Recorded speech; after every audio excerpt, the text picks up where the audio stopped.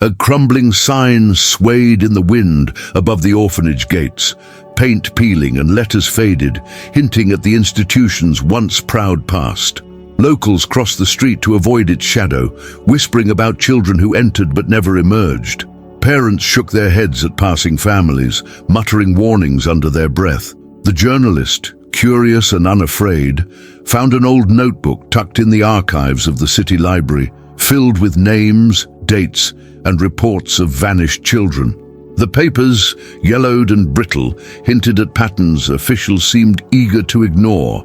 Each entry felt like a silent scream from the past. Fear hung heavy in the air, pressing down like a storm waiting to break. The first pages revealed inconsistencies. Official reports claimed children were relocated or had run away, but nothing matched the family's testimonies. Some entries contained cryptic annotations in the margins, symbols that appeared to repeat, as though the missing children had been part of something much larger. The journalist traced these notes carefully, sensing a thread of terror weaving through decades of negligence. He visited the neighborhood, speaking with elderly residents who had once worked or played near the orphanage. Their eyes widened as they recounted tales of strange noises, shadows where no one stood, and children who spoke in unison about things they shouldn't have known.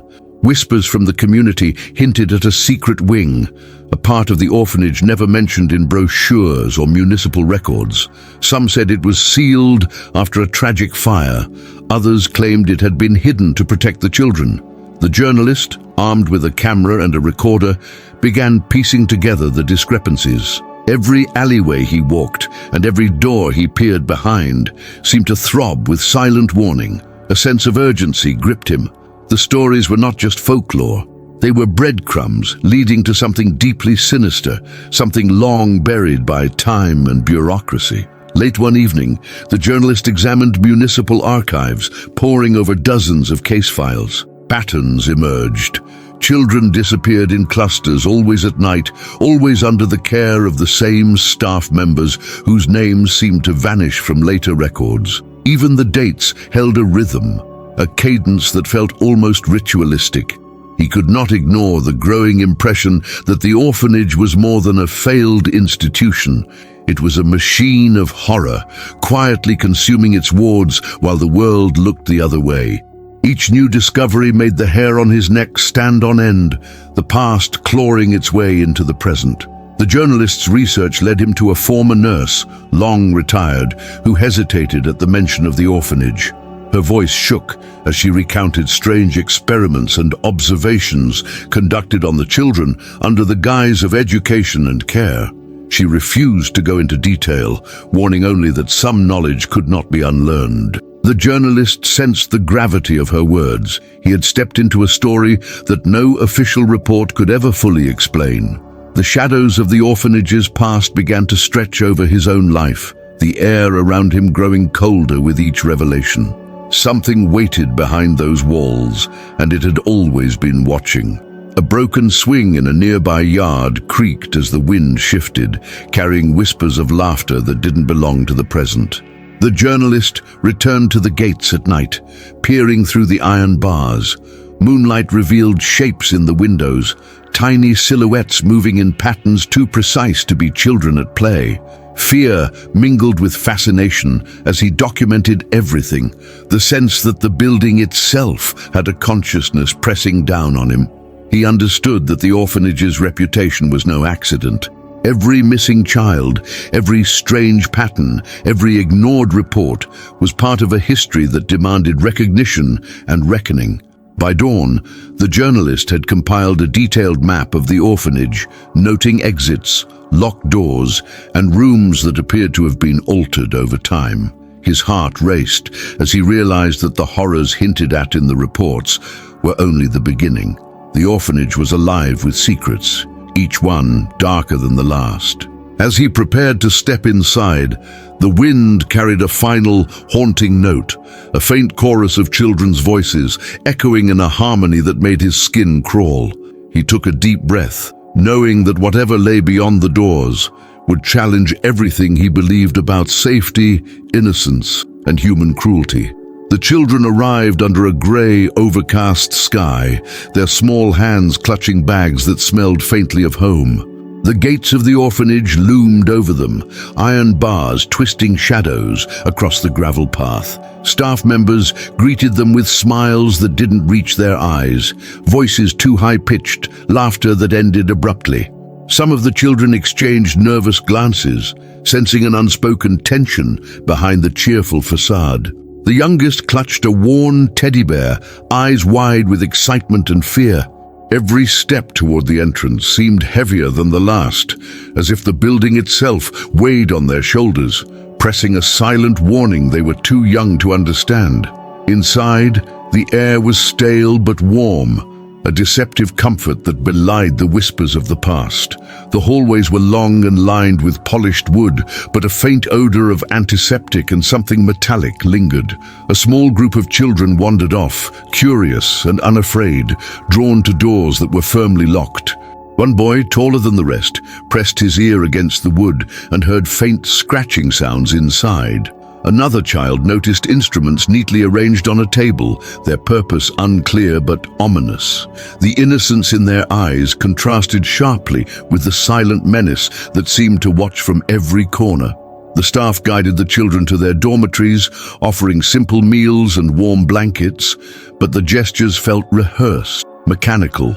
A girl named Clara noticed the way the caretakers lingered, eyes scanning, observing, always just out of reach. Whispers of special rooms and extra care floated through the air, explanations too vague to satisfy a child's curiosity. Yet the older orphans, who had been at the orphanage longer, avoided certain corridors entirely, their faces pale and haunted. Clara's curiosity only grew, a dangerous mix of bravery and naivety, as she wondered what secrets the staff wanted to remain hidden. At night, the sounds of the building changed. Children who had been quiet during the day began to mutter in their sleep, voices tight with tension. Doors that should have been locked creaked open slightly, though no one admitted to moving them. Shadows stretched unnaturally along the walls, lengthening and shrinking as if alive. In the dormitory, a low hum filled the air, an almost imperceptible vibration that caused the children to shiver. Some whispered about seeing figures in the hallways, dark shapes that darted just beyond their sight. The building itself seemed to pulse, a rhythm tied to something hidden deep within. One evening, a boy named Samuel found a cracked key on the floor, glinting under the flickering candlelight. He pocketed it, unaware that this small action could change everything. That night, his curiosity led him to the locked door at the end of the hall. Through the crack, he glimpsed shadows moving and heard faint, deliberate murmurs. His heartbeat thundered in his ears as he realized the staff's cheerful demeanor masked something far more sinister. The key felt heavier in his hand, a symbol of the power and danger lurking just beyond. Older orphans began to whisper among themselves, warning the newcomers of rules no one explained fully. One whispered that a child who asked too many questions disappeared and was never spoken of again. The new arrivals, caught between fear and excitement, struggled to process the strange hierarchy and unspoken threats. The innocence in their eyes began to fade, replaced by a creeping awareness that something about the orphanage was fundamentally wrong. Every meal, every activity, every song had a dual meaning, one for the children and another darker layer for those who ran the place. The children noticed patterns. Some were summoned for special lessons late at night, returning pale and silent, refusing to speak of what occurred. Their eyes darted nervously whenever the staff approached, a shared terror that united them in silence. The cheerful veneer cracked, revealing glimpses of suffering and obedience that didn't feel natural. The younger ones clung together, seeking reassurance in whispered prayers or small, shared comforts. Yet even in those moments, the building seemed to breathe around them, a living entity observing and learning, waiting for the right time to act. By the end of the first week, the tension had become almost tangible. Children avoided certain rooms and refrained from asking questions, sensing that the staff's smiles were masks hiding intentions far worse than they could imagine. The first experiments, subtle but unmistakable, had begun. Older orphans carried marks of fear on their bodies, while the newcomers began to piece together the rhythm of the orphanage, a place where innocence met danger, and every curiosity could be punished. The air was thick with anticipation and dread, a warning that the horrors hidden within the walls were only just beginning. The journalist pored over dusty journals, their pages yellowed and brittle, revealing meticulous records of the orphanage's so-called educational programs. Each entry detailed children being observed for hours, their reactions catalogued with cold precision. The handwriting shifted from careful to frantic as the years went on, a silent testimony to the increasing cruelty hidden behind the institution's polite facade. Children were subjected to exercises that seemed harmless on the surface, memory tests, behavior evaluations, but notes hinted at punishments for minor mistakes and rewards that manipulated their emotions. The journals painted a picture of innocence exploited under the guise of learning. Testimonies from former staff found tucked between pages of the journals described rigid routines and strict supervision that went beyond discipline. Children were separated for hours, some for days, with no clear explanation. Rooms once intended for play had been converted into observation areas, equipped with hidden cameras and recording devices. The staff monitored every glance, every tremor of fear, every fleeting expression, as though training a generation of children to respond to commands unseen. One witness mentioned that the children were encouraged to compete for affection and approval, a tactic that sowed paranoia and mistrust among them. The journalist discovered descriptions of experiments that blurred the line between psychology and cruelty. Children were subjected to sensory deprivation for extended periods, forced to sit in silence or deprived of sleep under the pretense of discipline. Others were given tasks designed to test obedience and fear responses, with the staff recording reactions meticulously. The journals mentioned subtle manipulations, like whispering instructions that only certain children could hear, creating confusion and anxiety. Each experiment had a label of educational value, yet the outcomes left children traumatized, withdrawn, or perpetually fearful, evidence of a dark philosophy behind the orphanage's walls. Some entries detailed how older orphans were coerced into participating in the observation of younger children, creating a twisted hierarchy. Trust was weaponized, friendships were tested and broken. Children were made to report on one another, rewarded for compliance and punished for empathy. This created an environment of suspicion, where loyalty to the staff overrode natural bonds. The journalist realized that the orphanage was not just a place of housing, it was a laboratory designed to dissect human behavior, exploiting vulnerability for the benefit of those in control. One particularly chilling account described a room labeled the reflection chamber. Children were placed in front of mirrors for hours, instructed to recite their deepest fears and secrets aloud. Observers recorded reactions, noting shifts in posture, tone, and facial expressions. Some children screamed, others remained frozen, their eyes wide with terror. The staff's notes treated these responses clinically, as data points rather than signs of trauma. The journalist could feel the weight of these stories, the careful blend of observation and manipulation that shaped the children into shadows of themselves. The scale of the experiments became clearer with each journal and testimony. Dozens of children had been enrolled in programs that spanned weeks, sometimes months. Their routines were rigidly timed, with breaks only allowed when the staff deemed it necessary. Play and recreation were minimized, replaced with tasks that reinforced obedience and emotional control. Any deviation from expected behavior resulted in isolation or intense psychological pressure. The journalist noted recurring patterns, the same methods repeated over decades, refined and expanded, leaving a legacy of fear and mistrust embedded in the orphanage's very foundation. Evidence suggested that some children never left the orphanage. Their files ended abruptly, with notes like "subject integrated" or "terminated program," a euphemism the journalist suspected masked disappearances. The silence surrounding these cases was deafening, and the careful preservation of records hinted at a deliberate attempt to erase truths while maintaining the appearance of legitimacy. Letters from concerned parents had been dismissed or lost, and official documents often contradicted first-hand accounts.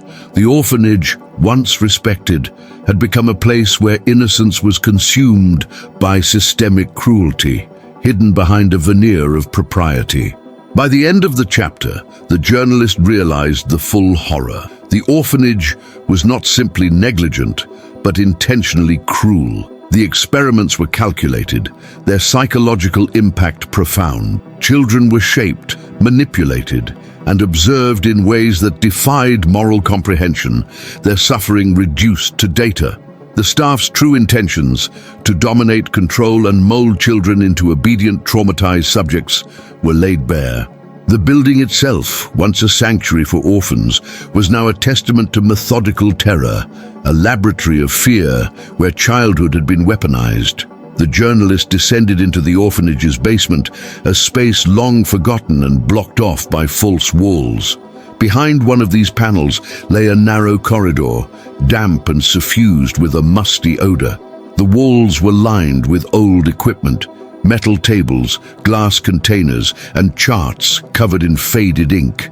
Photographs of children, some smiling, some fearful, were pinned to corkboards, catalogued with meticulous dates and numbers. The air was thick, almost alive, as though the building itself resented intrusion.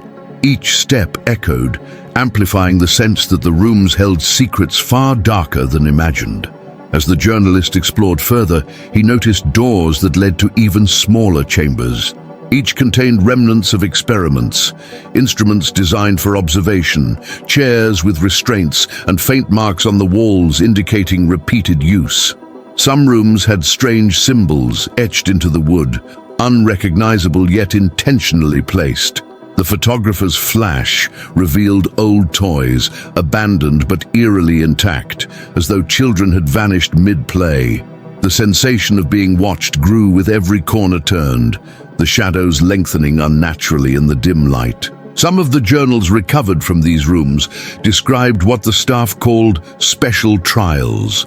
Children were led into the underground chambers alone, instructed to perform tasks that seemed innocent at first.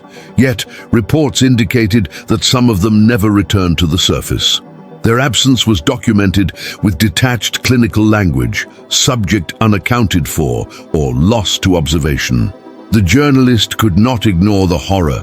The rooms were not merely storage spaces, but arenas where unseen forces and deliberate cruelty intersected. The photographs added another layer of terror. Faces of children were captured mid-expression, eyes wide, mouths open in silent screams, hands clutching at nothing. Some images were manipulated, overexposed, or blurred intentionally, leaving ghostly impressions of what may have occurred. The consistency of the dates across decades suggested a systematic pattern, a continuous effort to experiment on new generations of orphans. It became clear that the orphanage was more than a home. It was a carefully orchestrated experiment spanning years. Witness testimonies reinforced the dread. Former children recalled being drawn into the hidden rooms, sensing cold drafts, hearing faint whispers, and seeing objects move on their own. Some described fleeting shadows that darted across walls or doors, closing behind them with no physical touch. The psychological impact was immense. Fear became a tangible presence, shaping their perception of reality. Each story suggested that the rooms themselves held power, something unseen manipulating both environment and mind. The journalist pieced together evidence of systematic monitoring. Hidden cameras, journals, and reports indicated that the director personally oversaw the underground operations. Children were tracked, their reactions recorded, and anomalies flagged for further experimentation. The staff acted as intermediaries, following strict protocols, while the director orchestrated everything with calculated precision. The motivation seemed to extend beyond simple psychological study, hinting at a desire for control, domination, and possibly something even more sinister. A particularly chilling discovery was a ledger listing children who had vanished over decades. Names, ages, and brief descriptions were followed by cryptic annotations, integrated, removed, or final stage. Some entries had no explanation at all. The journalist noted the eerie regularity. Disappearances occurred at intervals, as though following a predetermined schedule. Each vanished child reinforced the terror that the orphanage was alive in a sense, an entity feeding off innocence, orchestrating events far beyond what any outsider could comprehend. By the end of the exploration, the journalist understood the magnitude of the horror. The hidden rooms were not relics of neglect. They were the heart of a deliberate, ongoing campaign of psychological manipulation and disappearance. Every object, photograph, and document spoke to decades of cruelty masked as education or discipline. The orphanage director's role became unmistakably clear. He was the mastermind, controlling each experiment, each child, and each terrifying outcome. The building's walls, silent witnesses to unimaginable acts, seemed to close in, leaving the journalist with the chilling awareness that the horror was far from over. The journalist sifted through a collection of documents hidden in a locked cabinet behind the director's office. Letters, coded journals, and financial records revealed connections to secret societies whose influence stretched across continents. These groups endorsed the director's vision, providing resources and guidance for his experiments. Each document contained meticulous notes about children, their reactions, and specific manipulations meant to shape them into obedient, perfect humans. The scale of the operation was staggering, spanning decades and implicating figures previously thought respectable in society. Some older orphans, aware of the sinister undertones, had attempted daring escapes. Reports described narrow corridors and heavily secured windows, all designed to prevent any child from leaving unnoticed. One child managed to slip past a single guard but was quickly captured, leaving a warning scrawled in faint blood on a wall. The journalist could feel the terror of those confined, realizing that every attempt at freedom was meticulously thwarted. The orphanage was not merely a home. It was a carefully monitored prison, with fear as both tool and punishment. Financial ledgers revealed the extraordinary lengths the director went to maintain secrecy. Funding came from anonymous donors, shell corporations, and obscure trusts, all designed to hide the operation from the public eye. The journalist noted references to high-ranking officials who had been paid to ignore complaints and reports of missing children. Each transaction suggested deliberate orchestration, a conspiracy of silence protecting the orphanage's darkest secrets. It was clear that power and manipulation extended beyond the building's walls. Coded journals indicated the director's obsession with human behavior. Children were subjected to tests of obedience, endurance, and emotional manipulation, each experiment designed to strip them of individuality and enhance control. The notes detailed rewards and punishments, sometimes minor, sometimes cruel, depending on the child's reaction. The more the journalist read, the more apparent it became that the director's aim was total domination over both body and mind. Innocence had been weaponized in the pursuit of control. Photographs taken over decades depicted children in stage situations, some seemingly ordinary, others grotesque, showing subtle signs of distress or confusion. Hidden among these images were diagrams of behavioral responses, tracking how fear, joy, or anger could be elicited and measured. The journalist realized that the orphanage had been conducting experiments not only on survival, but on compliance, memory, and identity. Each image carried an unspoken horror, a glimpse into the lives of children trapped in a labyrinth of control. Some testimonies recovered from former staff added personal dimensions to the atrocities. They spoke of the director as cold and calculating, praising compliance while punishing dissent. Orphans who resisted were subjected to isolation, deprivation, or relentless psychological pressure. Older children were occasionally forced to monitor younger ones, creating a hierarchy of fear. The journalist felt the weight of these accounts, understanding the pervasive sense of inescapability and the long-lasting trauma inflicted on every child. The journalist discovered notes hinting at experimental ambitions beyond the orphanage. The director corresponded with scholars and scientists, suggesting methods to manipulate behavior that bordered on the supernatural. References to perfect obedience and total submission filled the pages, each phrase more unsettling than the last. The legacy of the experiments was not only physical but deeply psychological, designed to produce a generation molded entirely by the director's vision, with devastating consequences. By the chapter's end, the journalist connected the dots. The orphanage was not an isolated case, but the epicenter of a larger, insidious plan. The director's secrets revealed a deliberate, calculated pursuit of human control, sanctioned and supported by powerful hidden networks. Each discovery amplified the sense of danger, the dread of unseen forces, and the horror of a system built on manipulation and fear. The journalist understood that exposing the truth would be dangerous but necessary, and that the horrors of the orphanage's hidden experiments were far from over. The first reports of missing children surfaced quietly, dismissed by staff as mischief or wandering off. But soon, parents noticed patterns. Children who had been cheerful vanished without warning. Rooms where they slept were left untouched, toys scattered, as if someone had simply erased their presence. The journalist discovered diary entries from the orphans describing eerie feelings, the sensation of being watched, and footsteps echoing in empty hallways at night. Fear began to fester among the remaining children, their innocence giving way to paranoia as shadows seemed to move on their own. One child whispered of a dark figure that lurked at the edge of their vision, always present, yet never fully revealed. The children became increasingly silent, communicating through glances and hushed voices, terrified of drawing attention. The journalist pieced together that these vanishings were not random. They were part of a carefully orchestrated system designed to instill terror. Every disappearance reinforced the power the orphanage wielded over those who remained, creating a climate where fear itself became a method of control. Secret tunnels were discovered behind old bookshelves and beneath floorboards, their entrances cleverly hidden. Some led to small chambers lined with strange instruments.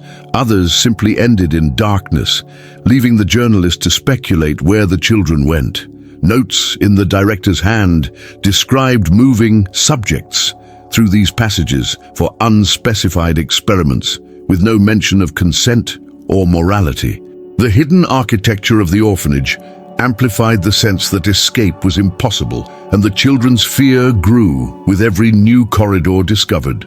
Cameras and journals revealed that staff were complicit, maintaining an eerie calm while observing the children's growing terror.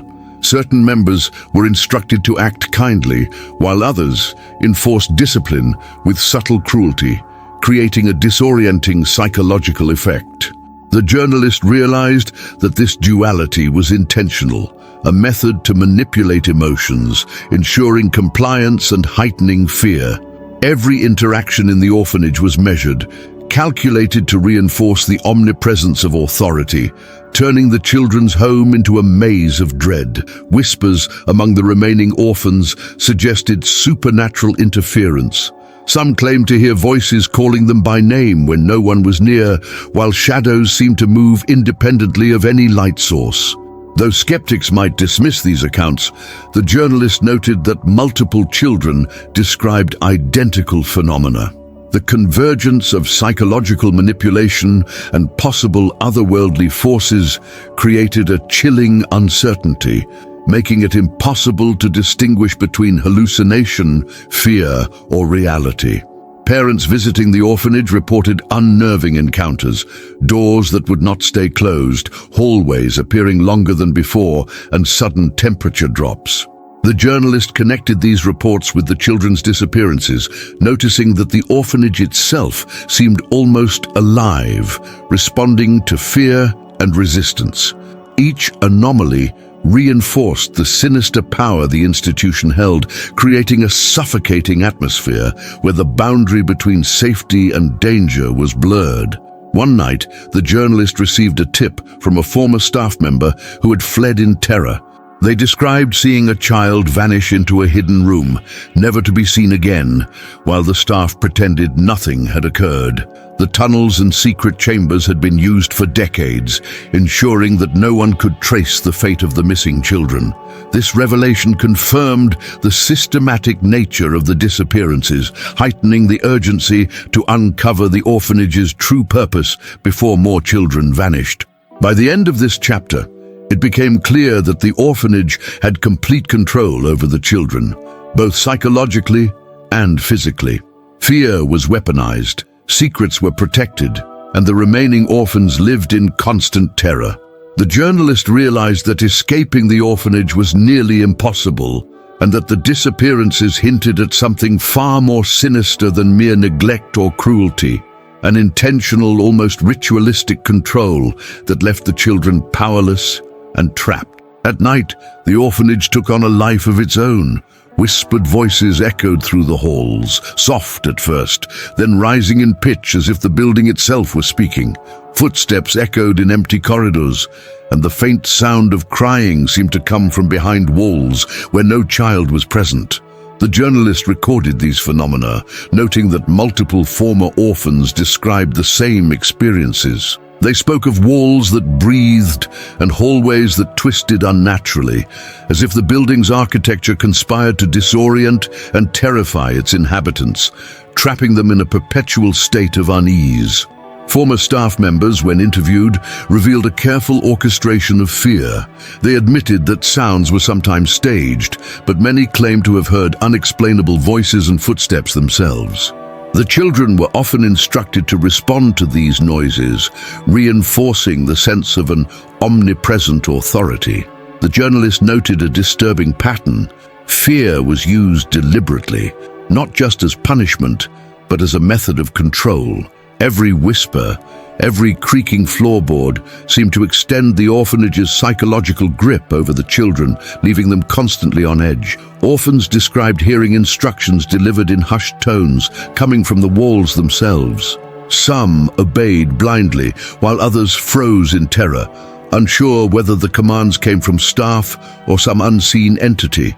The journalist realized these accounts were eerily consistent, suggesting that the whispers were more than hallucinations. They were a system embedded in the very fabric of the building. Fear had been encoded into the structure, a mechanism to manipulate thoughts and actions, ensuring the children's obedience and amplifying their isolation. Some children reported seeing shadows move independently of any light, and whispers that seemed to respond to their thoughts. The journalist cross-referenced these accounts with architectural plans, finding hidden cavities and ventilation shafts that could carry sounds unnaturally far, yet certain noises defied explanation entirely. Objects would sometimes shift slightly, doors would lock or unlock on their own, creating a terrifying uncertainty.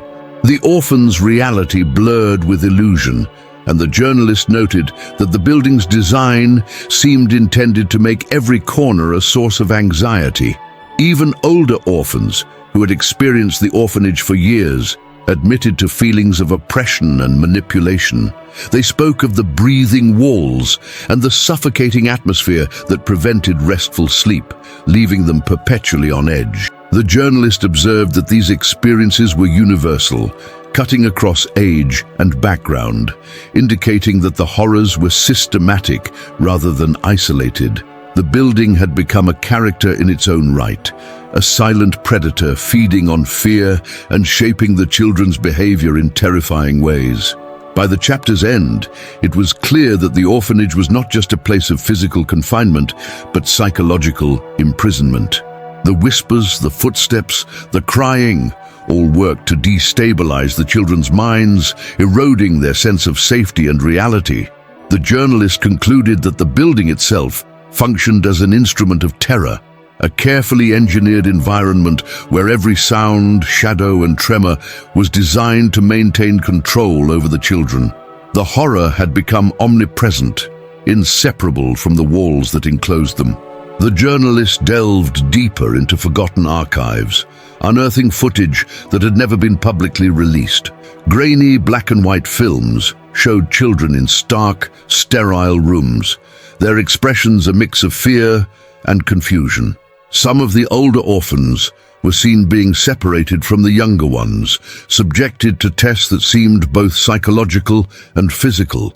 Each frame reinforced the systematic cruelty carried out under the guise of education. As the journalist reviewed the tapes, a chilling realization took hold. These were not isolated incidents, but a pattern spanning decades, meticulously documented yet purposefully hidden. Among the documents were handwritten confessions from former staff, admitting participation in experiments that went far beyond normal care. They described methods intended to break the children's spirits, manipulate their minds, and alter their behavior permanently. One account detailed a child who had disappeared after refusing to obey instructions, never to be seen again. The journalist cross-referenced these confessions with archival records and found an unsettling consistency. Every disappearance, every manipulation pointed to a deliberate design, revealing the orphanage as a place of calculated torment. The public's ignorance became evident as the journalist traced the suppression of evidence. Influential figures, from local politicians to wealthy donors, had ensured that reports of abuse never reached the press. Lawsuits were quietly dismissed, records vanished, and witnesses were silenced. Each revelation added layers of moral outrage, highlighting how power and privilege enabled the perpetuation of horror. The journalist noted the systematic betrayal. Children entrusted to the orphanage were sacrificed to secrecy and influence, a grim reminder of how authority can mask unspeakable acts. Photographs showed the children with vacant stares, sometimes seated in rows facing walls, sometimes in rooms lined with strange equipment. The tapes captured moments where staff watched obsessively, their presence intimidating, yet oddly clinical. The journalist pieced together patterns. Experiments weren't random, but tailored, targeting particular children for unknown reasons. Some children were given privileges as a reward for compliance, while others were punished severely for perceived disobedience. Each image and note painted a terrifying picture of methodical cruelty disguised as care. Interviews with surviving adults who had spent years in the orphanage revealed the psychological impact. Many struggled with trust, depression, and anxiety, often remembering the same unexplained rooms and the cold demeanor of staff. They spoke of shadows that moved unnaturally and whispers that echoed in empty corridors. The journalist noted that these first-hand accounts corroborated the physical evidence found in archives. Trauma was both visible and invisible, embedded into the very fabric of the orphanage and carried forward in the lives of its survivors. Some footage suggested the experiments had a darker purpose than initially imagined. Children were being tested for obedience, memory, and reaction to stress under extreme conditions. The journalist realized that the goal wasn't simply control, but transformation, an attempt to mold children into instruments for unknown purposes. Observing these patterns, a sense of chilling inevitability emerged. Many children were never intended to leave, their fates sealed by the hidden agenda of the orphanage and its powerful protectors. The journalist compiled evidence, cross-checking names, dates, and accounts, revealing a decades-long web of deceit. Each discovery increased both tension and dread as the full magnitude of the orphanage's atrocities became clear. Institutions that should have safeguarded children had instead become complicit in their suffering. The investigative process exposed not only the horror of the experiments, but also the corruption that allowed them to persist, creating a narrative that was both terrifying and damning.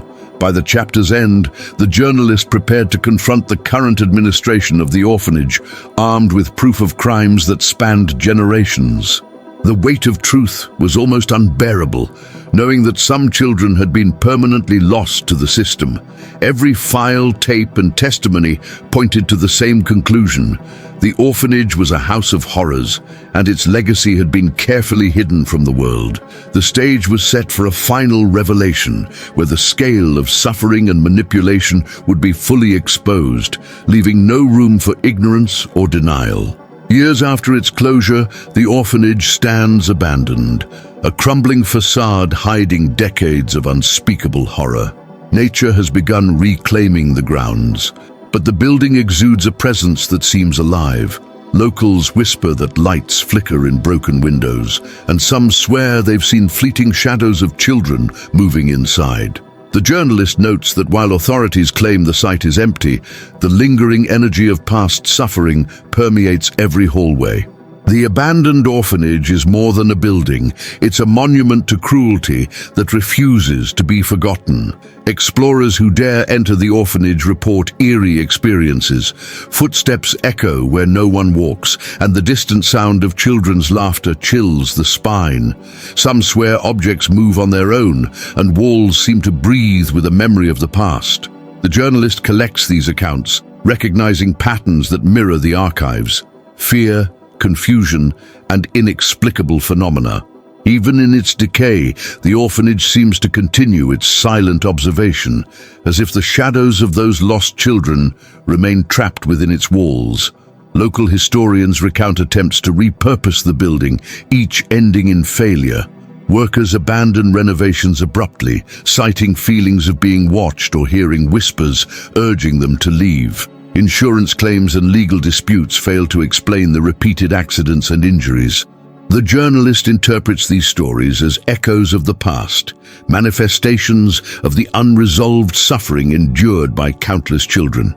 The orphanage, though empty, retains a grip on reality that defies logic, leaving an impression that evil, once established, never fully departs. Investigations into the orphanage's records continue to surface, yet gaps and destroyed files leave many questions unanswered. The journalist highlights the difficulty of fully documenting the atrocities, as influential figures once suppressed evidence. Names of children, dates of disappearances, and details of experiments remain partially hidden. This lack of closure adds to the horror. History itself has been manipulated, and truth struggles to survive amidst decades of secrecy. The orphanage exists as both a literal and metaphorical labyrinth of terror. Survivors of the orphanage, now adults, recount dreams and nightmares tied to their childhood experiences. Some hear whispers in their homes, feel phantom touches, or glimpse fleeting figures at night. The journalist notes that these lingering psychological effects serve as a testament to the institution's enduring impact. Even removed from the physical building, the legacy of suffering continues to manifest in subtle and terrifying ways. Trauma has outlived the walls, becoming an unseen but palpable shadow over the lives of those affected. Reports of paranormal activity attract thrill-seekers and skeptics alike, but few leave unchanged. The journalist describes a sense of oppressive silence that weighs on visitors, punctuated by inexplicable noises and cold drafts. Cameras and recording devices often malfunction or capture inexplicable anomalies. These contemporary encounters reinforce the notion that the orphanage is not merely a relic of human cruelty, but a locus of lingering, almost sentient malevolence. Its dark presence continues to challenge understanding and reason. The journalist reflects on the broader implications. The orphanage symbolizes the extremes of human corruption, secrecy, and exploitation of the vulnerable. Its legacy is a stark reminder that atrocities can be hidden in plain sight, and the cost of silence is immeasurable.